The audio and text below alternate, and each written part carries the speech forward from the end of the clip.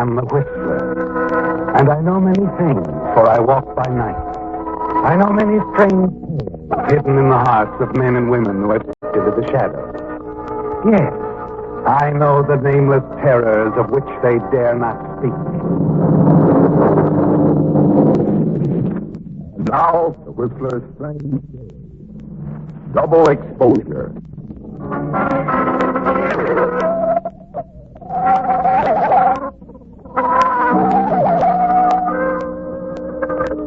It was a summer's evening, quiet, calm. The atmosphere of the quaint artist town of Cypress on the California coast. Clint Harwell was calm. He walked down the street, heading to the drugstore. He was calm. His mind was understood, at ease. Clint Harwell was all of these things before he entered the drugstore. Yes, he could even take pleasure from the fact that the local newspaper was to run his picture in an early issue, under the heading, Famed Architect to Wed Local Novelist. There would be a story about the homes Clint had built, too, the pertinent facts about his background.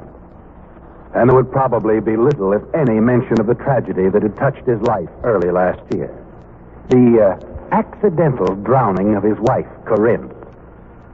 In the drugstore, Clint waited with his back to the proprietor and customer that he was waiting on. That'd be all, Mr. Willis? I think so, Doc. No razor blades, toothpaste, anything like that? Got 'em all, Doc. Well, I'll just wrap up these things for you. Be right there. Oh, no hurry, Doc.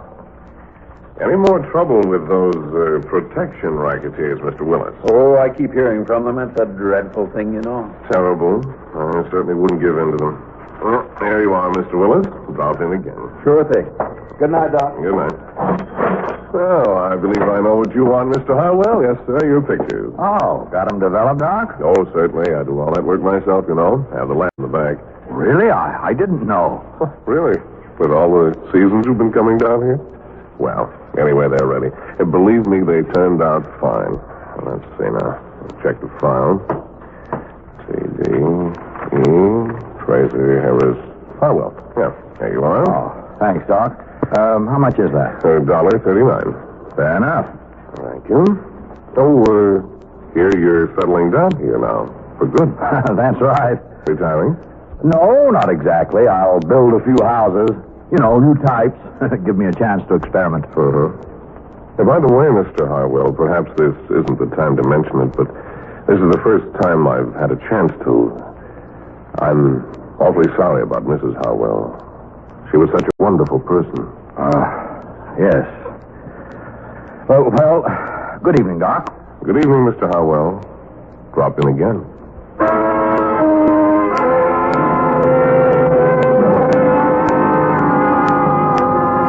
And that was all, wasn't it, Clint? So it seemed, anyway. Half a block from the drugstore, in the bright glare of a store window, you pause. Take out the photographs and glance through them. Interesting snapshots, all taken on a recent cruise along the coast.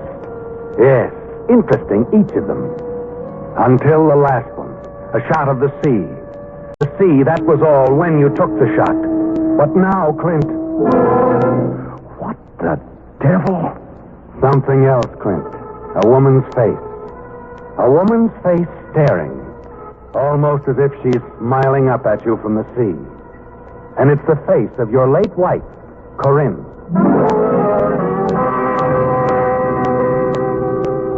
It seems impossible, doesn't it, Clint, that the pharmacist or anyone could know that your wife's drowning wasn't really accidental, that you were directly responsible. But you must look into it further, you know that. You must learn what's behind the picture of your wife. You're certain it's a double print. But why? You know where to find that answer. You hurry back to the drugstore. Almost closing time. Doc is back toward you, talking on the phone. You watch your opportunity. Slip inside and hide in the phone booth. Yes, Mrs. Williams. The boy should be there any minute now with your medicine. No, not at all. Glad to. Oh, it's been a busy day, all right, but I'm closing up now. Yes, you take care of yourself. Good night.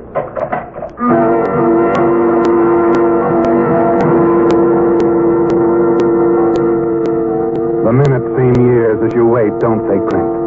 And finally, Doc Ainsley's gone. You hurry from the phone booth to the dark room in the back of the drugstore. You close the door, snap on the light, and gasp at what you see. Good Lord. Surprised, Mr. Harwell? What? Thought you'd have my dark room all to yourself, huh? Yes, I guess I did. How did you know I was here? Saw you when I left. Phone booths don't make very good hiding places, you know. Anyway, I sort of figured you might have something on your mind, something to do with pictures. Yes. These pictures on the wall. I'm afraid I don't understand them, Doc. Not at all. Is it so hard to understand, Mr. Harwell, that I'd want to surround myself with beauty? Your wife was beautiful, you know. I made all these pictures of her myself. Covered my walls with them. You were in love with Corian? Why, I had no idea. Yes, I was in love with her. I don't believe even she knew that, though I never told her. I didn't want to spoil the friendship we had. You and Corinne? But when? I mean, how could you have known her? You left her alone a great deal of the time, Mr. Harwell, remember? The last few years especially. She needed someone just to talk to. She used to come here to the drugstore. We became good friends. She told me lots of things. Oh, all right. So you and Corinne were good friends. Then I assume this snapshot, her face looking at me from the sea, that's all your idea, huh, Doc? Just a simple double print, Mr. Harwell. Call it bait if you want to. The point is you rose to the bait. Why? Why did you do it? When your wife drowned last season, Mr. Harwell, I went along with the accidental verdict the sheriff handed down. I was too shocked then to remember so many things she told me.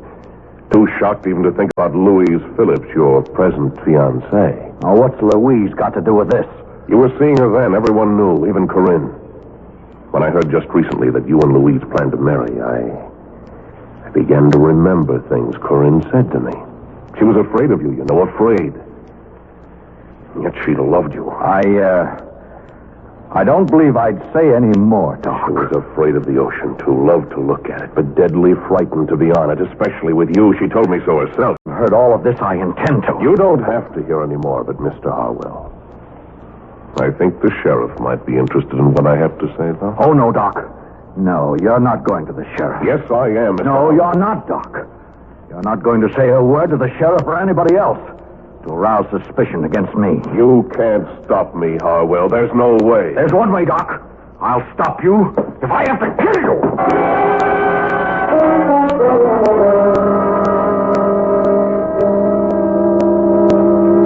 It seems minutes later, doesn't it, Clint? Minutes that are actually seconds when you stare at your hand, at the heavy piece of photographic equipment that it holds.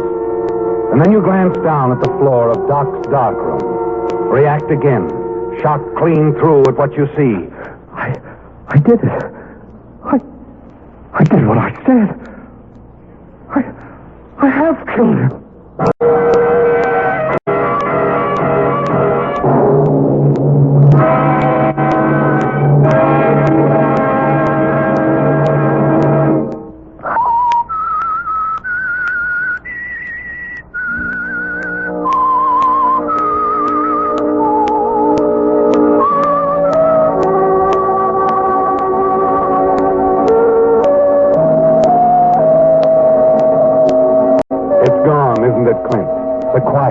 The calm of the early evening.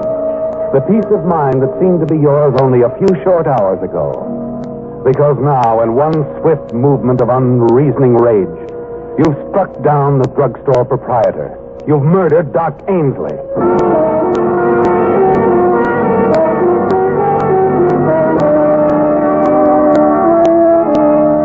It's all like a nightmare.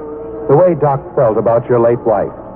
And then as the panic subsides, you know what you must do. You turn, quickly remove every picture of her from the walls of the darkroom. Wipe your fingerprints from the murder weapon. Turn out the lights. Slip out the back way. And home.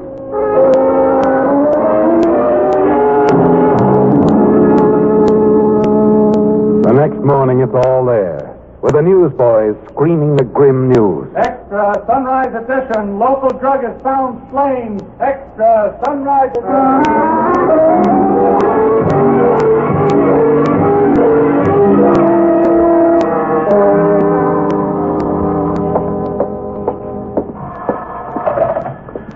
Hello?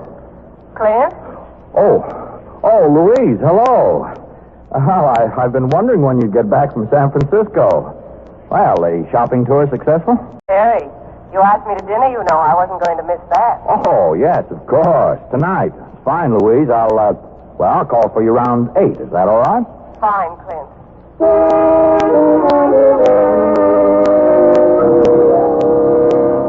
You're relieved as you hang up the phone.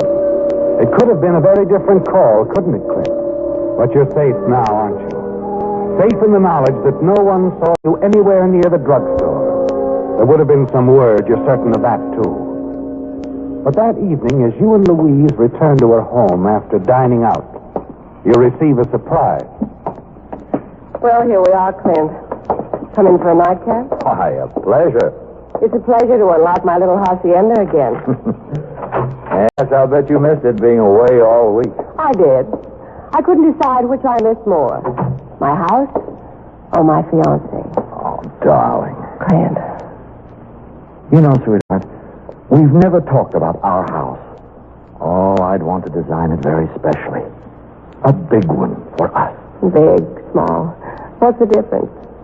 Sit down, darling. I'll get some ice. All right. Well, I don't know. There could be a great deal of difference, Louise, at that. Not in the number of newspapers that pile up when you forget to tell them you're going to be away. I suppose not. Of course, the only news in this town today is about Doc Ainsley, poor devil. Oh, and the curio store fire. I know. I threw all the newspapers away but that last one. Did you read about the witness? The witness? It's right there in the paper at your elbow. Read it while I'm fixing these. Witness? O.B. Willis, the man who owned the curio store that was burned, he was hurrying down there when he saw someone rush out of Doc's drugstore. He says he could identify him again if he saw him. What? Well, that's what he says.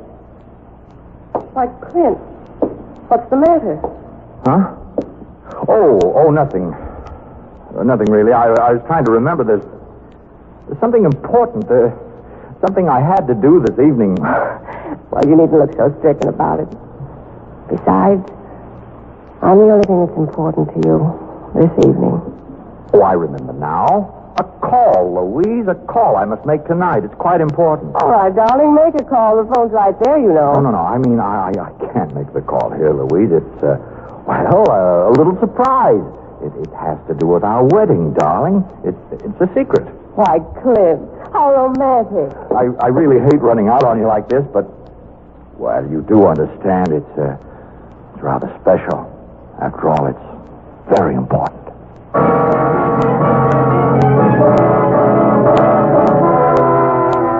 It is important, isn't it, Clint? Not a call, but a hurried trip you're forced to make to catch the last edition of the local papers before they hit the streets.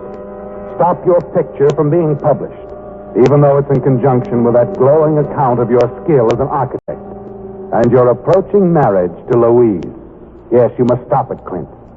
And you pray there's still someone in the copy room as you pound on the door.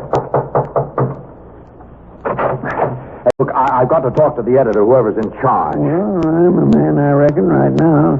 Yes, I'm in charge. Oh, good. Then I'm not too late. My name's Harwell, Clint Harwell. You're running my picture tomorrow, and I want it stopped. I have a perfectly good reason. Yeah, I'm sure you have. Sorry. You're sorry? Well, what do you mean? Nothing can be done about it, mister. See here, if you're in charge, I'm a man, all right, but only because everybody else has gone home. Papers all printed up. Been called for in the delivery trucks. You'd ought to hit the streets anytime now. Well, then why did you tell me? Mister, I'm the janitor. I got to sweep up. Mind if I get back to my work?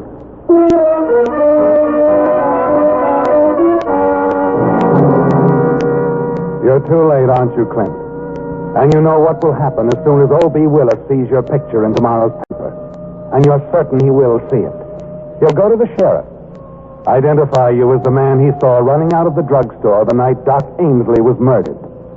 You hurry out of the newspaper office. And with each step, the panic within you builds. You've got to fight it off, Clint. Get a hold of yourself and think things out. You'd run away tonight. Yes.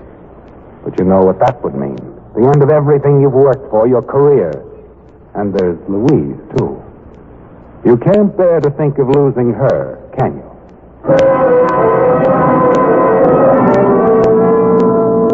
You've made a decision, haven't you, Clint? And 10 minutes later, you arrive at a small cottage near the beach. Push through the gate.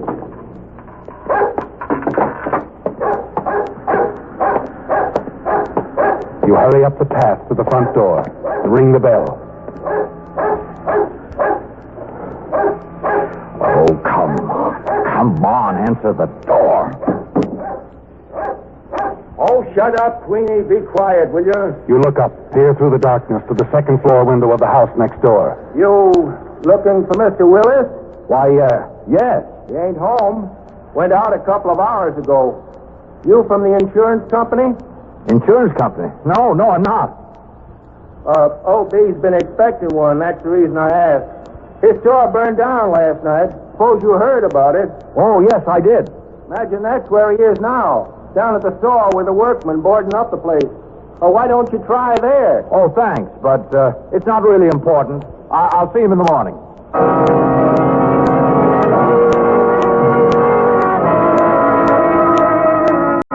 It's 8 blocks from Willis's house along the tree-lined street, past Doc Ainsley's drugstore to the curio shop. And when you arrive there, the place is deserted. The workmen have gone. You stare at the charred remains of the building, and then turn and walk across the street to the lunch counter. Bar 2, over easy, Sam. Evening, sir. Want to see menu? No, I'll just have some coffee. Cream? Yes. Got some nice blueberry pie. Coffee. Okay. See anything else for you, Sheriff? Not a thing, Alice. How about you, Mr. Willis? No. Willis. Your eyes move quickly along the mirror behind the counter. Settle on the round-faced little man sitting next to the sheriff. O.B. Willis, Clint. The man who says he can identify you as Doc Ainsley's killer. You turn around, your back to them. Pick up the newspaper lying on the counter. Cut, Alice. Night. So long, fellas. And thanks. As the door closes behind them, you breathe a sigh of relief, don't you, Clint? That was close. Too close. You look up from your newspaper, glance out the front door. They're standing there, the sheriff and Willis, talking quietly. You watch them out of the corner of your eye, your heart pounding wildly. And finally, they move away. Your coffee, sir. Oh, thanks. Here you are. Ain't you going to drink your coffee? Sorry. I just remembered a very important appointment. You step out of the lunchroom, see Willis and the sheriff part company down the street. Moving quickly along the shadows, you hurry after the small, round-faced man, O.B. Willis, the witness, Clint. The man you know you've got to silence.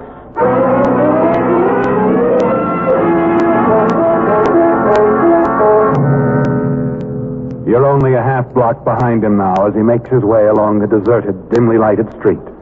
And then he turns into the park, slumps down on a bench, lights his pipe.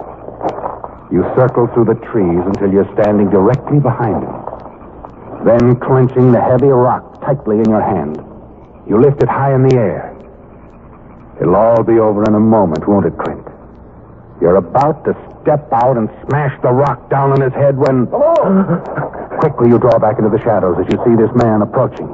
That's you, O.B.? Huh?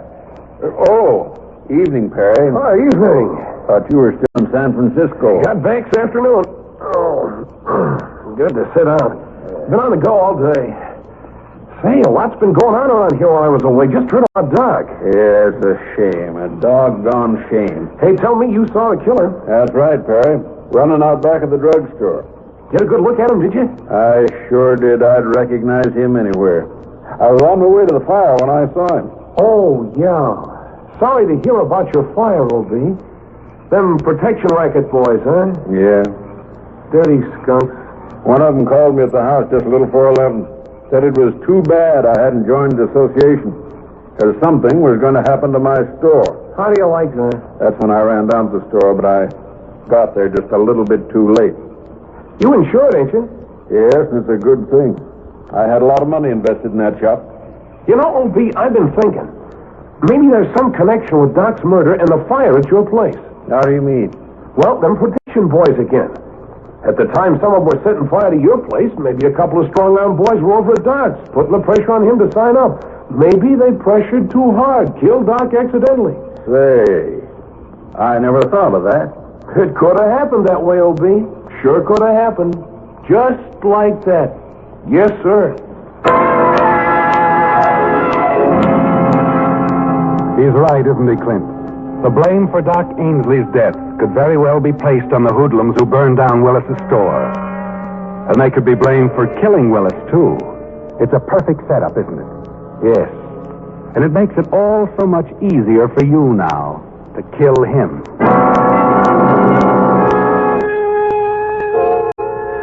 You hurry to your home, slip your revolver into your pocket, and then drive back toward the home of old B. Willis. Park in the shadows a block away. Then you walk to a spot directly across the street and wait in the dark behind a palm tree for Willis to return. After what seems hours, Willis finally appears. By the time he reaches his front door, you're right behind him. Ooh, what are you... Open the door. Get inside. Wait a minute, who are you? You heard me. Open the door. Now, inside. Who are you? What do you want? Don't recognize me, do you? Well, it's so dark in here. All right. Pull the shades down, and we'll turn on the light. Oh, yeah, and close the windows, too.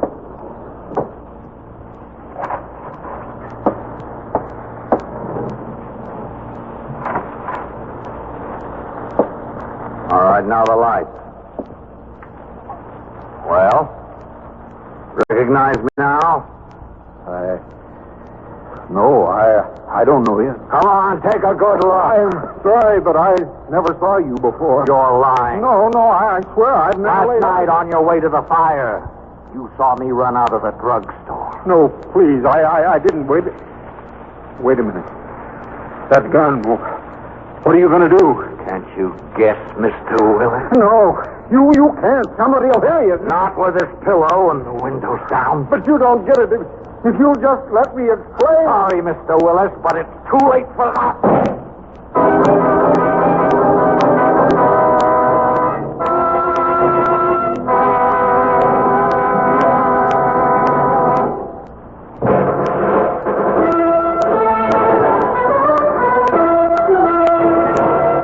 This is Dave Garraway. Do you know the American's Creed adopted by the House of Representatives in 1918? And do you subscribe to it? Listen. I believe in the United States of America as a government of the people, by the people, for the people, whose just powers are derived from the consent of the governed. A democracy in a republic. A sovereign nation of many sovereign states. A perfect union, one and inseparable, established upon those principles of freedom, equality, justice, and humanity, for which American patriots sacrificed their lives and fortune. I, therefore, believe it is my duty to my country to love it, to support its Constitution, to obey its laws, to respect its flag, and to defend it against all enemies.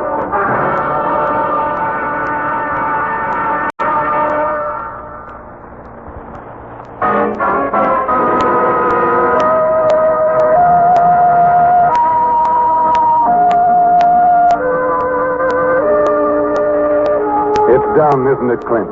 O.B. Willis is dead. You've killed him. And you know who they'll blame for the murder. Yes. The same men who set fire to his store because he wouldn't join their protective association. It's as simple as that, isn't it? And you're certain that you're in the clear. You step over the limp form lying in the middle of the room and slip your gun into your pocket. You'll drive to the beach, toss it into the sea. Then the only link connecting you with the killing of old B. Willis will be missing forever. You turn out the light, step into the hall, open the front door, and start toward the street. And then you stop, stunned, as a car stops in front of the house. It's the sheriff's car, Clint. Hello. Why, Sheriff Kearns. Who are you? Clint Harwell. I'm a friend of OB's. Just dropped by to see him. Found the door unlocked and went inside. He isn't home. Oh? Sheriff, do you think he could have gone back to the store? Probably. Oh, Mr. Harwell, this is Johnny Fain, insurance adjuster from San Francisco. Mr. Harwell, how do you do? Mr. Fain is here to settle things with Willis. That's right. You see, we've found the man who set the fire. You have? I had an eye on him since Mr. Fain's company tipped me off about him 6 months ago. The man's a well-known arsonist. Burned down 2 other stores in 2 other cities during the past 8 years. Wait a minute. You mean... O.B. Willis. We're convinced he set fire to his store himself. I don't understand. What about the men who threatened him, the protection racketeers? Oh, it's just a gag. He's used it before, too. But he couldn't have set the fire. No, at 11 o'clock last night. He said he was walking past Ainsley's drugstore. Saw Doc's killer. Sure, that was his alibi. That put O.B. half a mile from the fire when it started. So he wanted us to believe. You mean he lied? Yeah, that's right. Willis didn't see Doc's killer. He wasn't anywhere near the drugstore at 11. He was setting fire to his own curio shop. Oh, no. It can't be. Well, we'll go on inside and wait for Willis to show up. You'd better come in with us, Mr. Harwell. You don't mind, do you?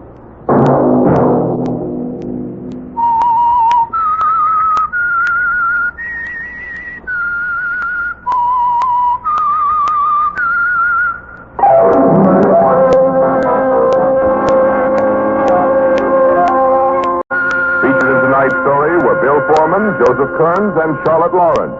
The Whistler was produced and directed by George W. Allen, with story by Joel Malone, music by Wilbur Hatch, and was transmitted to our troops overseas by the Armed Forces Radio Service. The Whistler is entirely fictional, and all characters portrayed on the Whistler are also fictional. Any similarity of names or resemblance to persons living or dead is purely coincidental.